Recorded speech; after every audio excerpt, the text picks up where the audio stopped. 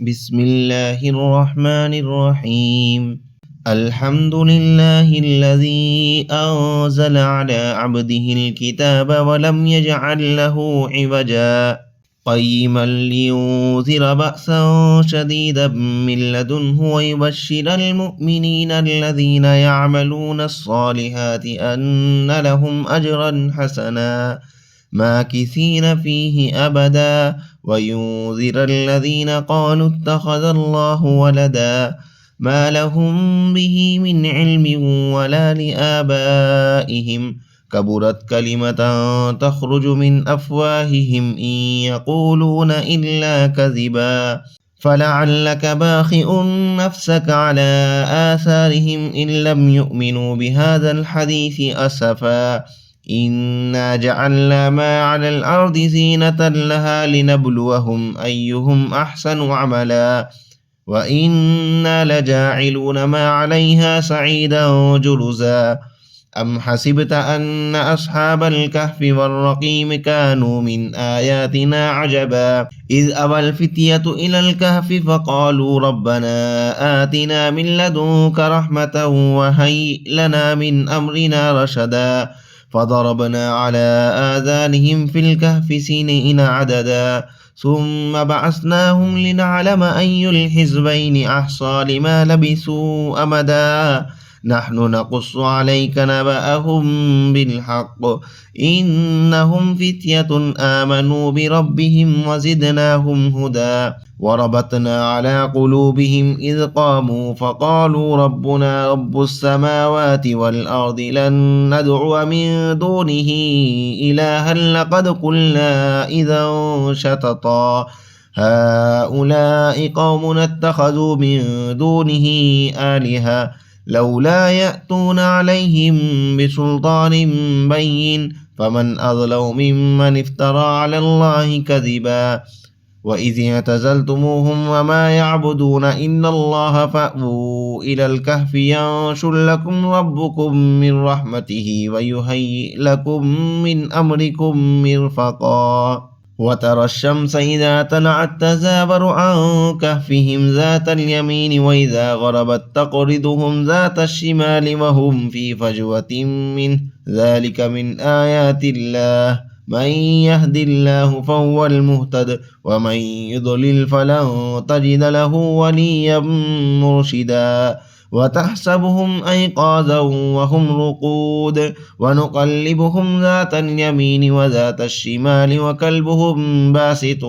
ذراعيه بالوصيد لو اطلعت عليهم لوليت منهم فرارا ولملئت منهم رعبا وكذلك بعثناهم ليتساءلوا بينهم قال قائل منهم كم لبثتم قالوا لبثنا يوما أو بعد يوم قالوا ربكم أعلم بما لبثتم فابعثوا أحدكم بورقكم هذه إلى المدينة فلينظر أيها أزكى طعاما فليأتكم برزق منه وليتلطف ولا يشعرن بكم أحدا إنهم إن يظهروا عليكم يرجموكم أو يعيدوكم في ملتهم ولن تفلحوا إذا أبدا وكذلك أعثرنا عليهم ليعلموا أن بعد الله حق وأن الساعة لا ريب فيها إذ يتنازعون بينهم أمرهم فقالوا ابنوا عليهم بنيانا ربهم أعلم بهم قال الذين غلبوا على أمرهم لنتخذن عليهم مسجدا سيقولون ثلاثة رابعهم كلبهم ويقولون خمسة سادسهم كلبهم رجما بالغيب ويقولون سبعة وثامنهم كلبهم قل ربي أعلم بعدتهم ما يعلمهم إلا قليل فلا تمار فيهم إلا مراء ظاهرا ولا تستفت فيهم منهم أحدا ولا تقولن لشيء إني فاعل ذلك غدا إلا أن يشاء الله واذكر ربك إذا نسيت وقل عسى أن يهديني ربي لأقرب من هذا رشدا ولبثوا في كهفهم 300 سنين وازدادوا 9 قل الله أعلم بما لبثوا له غيب السماوات والأرض أبصر به وأسمع ما لهم من دونه من ولي ولا يشرك في حكمه أحدا واتل ما أوحي إليك من كتاب ربك لا مبدل لكلماته ولن تجد من دونه ملتحدا واصبر نفسك مع الذين يدعون ربهم بالغداة والعشي يريدون وجهه ولا تعد عيناك عنهم تريد زينة الحياة الدنيا ولا تطع من أغفلنا قلبه عن ذكرنا واتبع هواه وكان أمره فرطا وقل الحق من ربكم فمن شاء فليؤمن ومن شاء فليكفر إنا أعتدنا للظالمين نارا أحاط بهم سرادقها وإن يستغيثوا يغاثوا بماء كالمهل يشوي الوجوه بئس الشراب وساءت مرتفقا إن الذين آمنوا وعملوا الصالحات إنا لا نضيع أجر من أحسن عملا أولئك لهم جنات عدن تجري من تحتهم الأنهار يحلون فيها من أساور من ذهب ويلبسون ثيابا خضرا من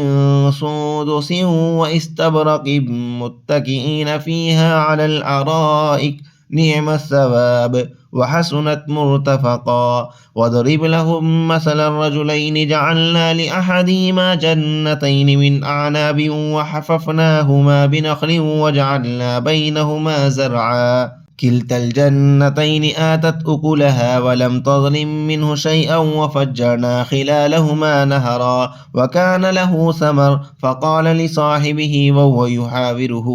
أنا أكثر منك مالا وأعز نفرا ودخل جنته وهو ظالم لنفسه قال ما أظن أن تبيد هذه أبدا وما أظن الساعة قائمة ولئن رددت إلى ربي لأجدن خيرا منها منقلبا قال له صاحبه وهو يحاوره أكفرت بالذي خلقك من تراب ثم من نطفة ثم سواك رجلا لكن هو الله ربي ولا أشرك بربي أحدا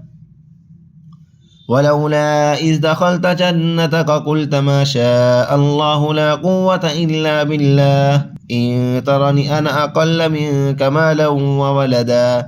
فعسى ربي أن يؤتيني خيرا من جنتك ويرسل عليها حسبانا من السماء فتصبح سعيدا زلقا أو يصبح ماؤها غورا فلن تستطيع له طلبا وأحيط بثمره فأصبح يقلب كفيه على ما أنفق فيها وهي خاوية على عروشها ويقول يا ليتني لم أشرك بربي أحدا ولم تكن له فئة ينصرونه من دون الله وما كان منتصرا هنالك الولاية لله الحق هو خير ثوابا وخير عقبا واضرب لهم مثل الحياة الدنيا كماء إن أنزلناه من السماء فاختلط به نبات الأرض فأصبح هشيما تذروه الرياح وكان الله على كل شيء مقتدرا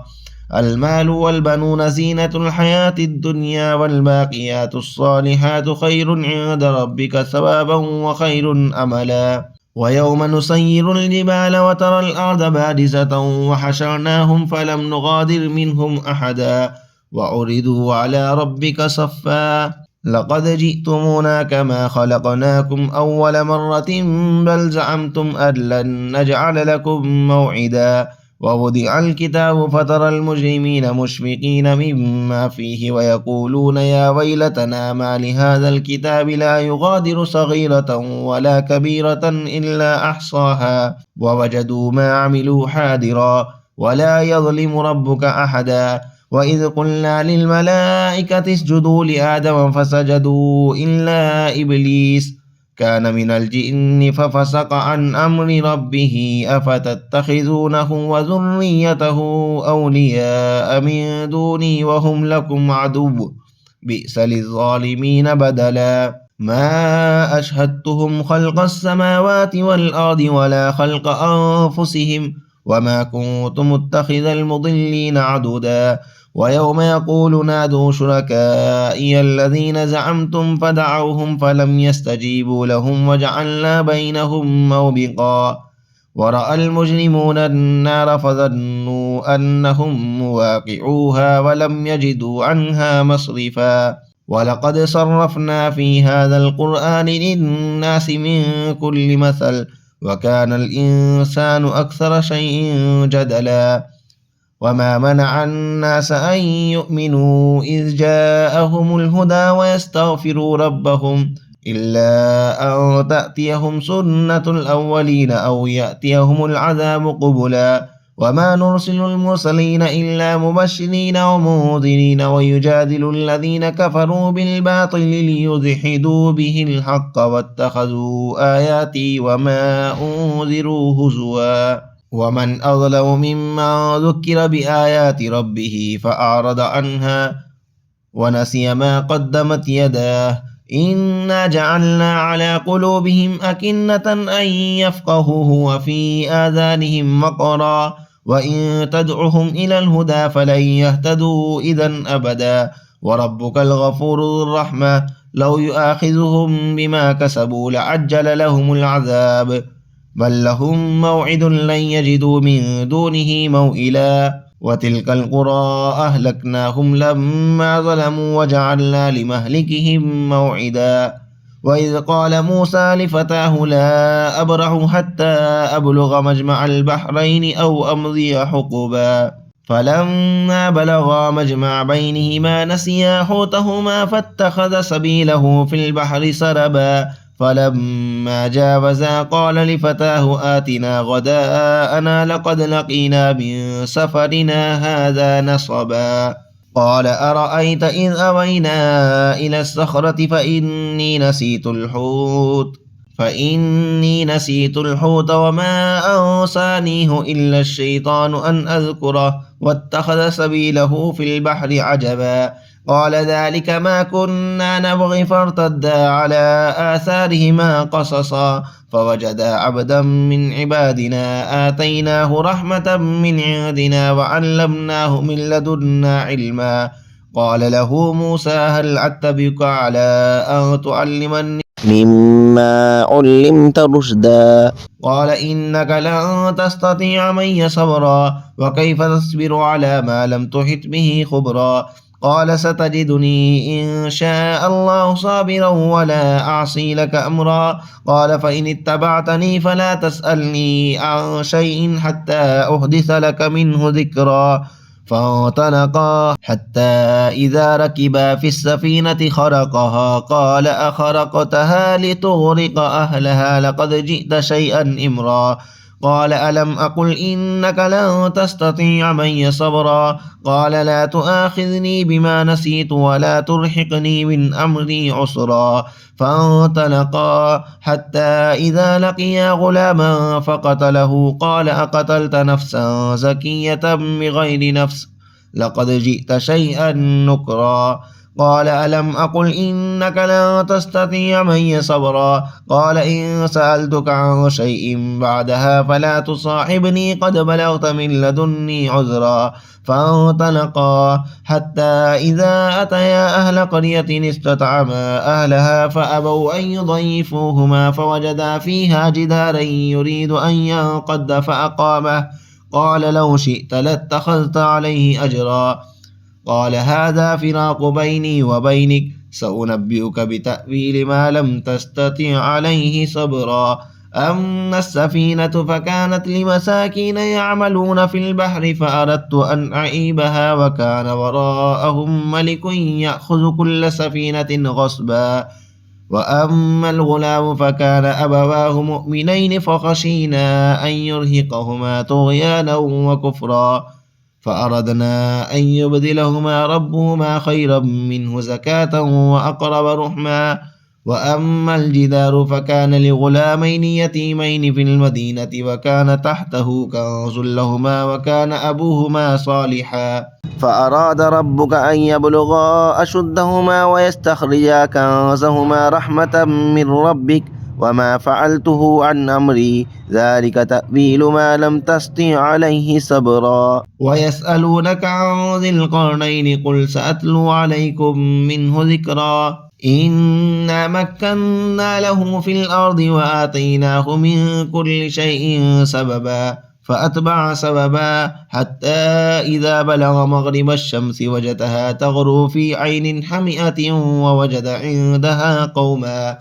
قلنا يا ذا القرنين إما أن تعذب وإما أن تتخذ فيهم حسنا قال أما من ظلم فسوف نعذبه ثم يرد إلى ربه فيعذبه عذابا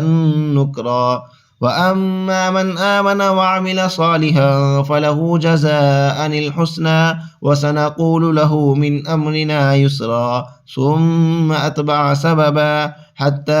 إذا بلغ مطلع الشمس وجدها تطلع على قوم لم نجعل لهم من دونها سترا كذلك وقد أحطنا بما لديه خبرا ثم أتبع سببا حتى إذا بلغ بين السدين وجد من دونهما قوما لا يكادون يفقهون قولا قالوا يا ذا القرنين إن يأجوج ومأجوج مفسدون في الأرض فهل نجعل لك خرجا على أن تجعل بيننا وبينهم سدا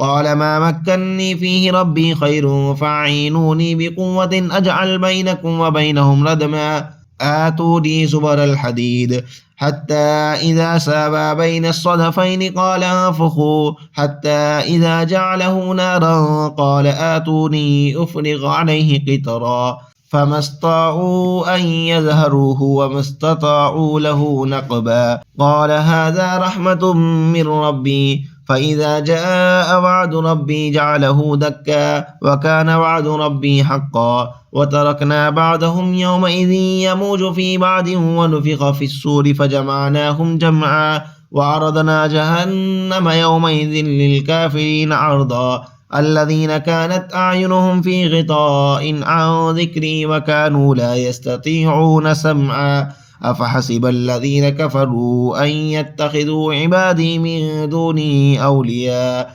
إنا أعتدنا جهنم للكافرين نزلا قل هل ننبئكم بالأخسرين أعمالا الذين ضل سعيهم في الحياة الدنيا وهم يحسبون أنهم يحسنون صنعا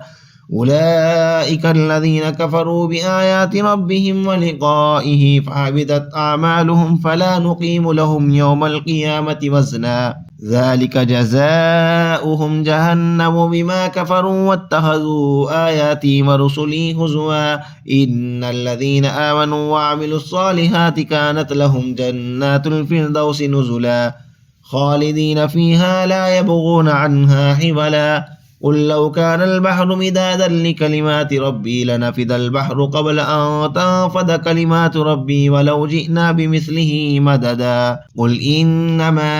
أنا بشر مثلكم يوحى إلي أنما إلهكم إله واحد فمن كان يرجو لقاء ربه فليعمل عملا صالحا ولا يشرك بعبادة ربه أحدا صدق الله العظيم.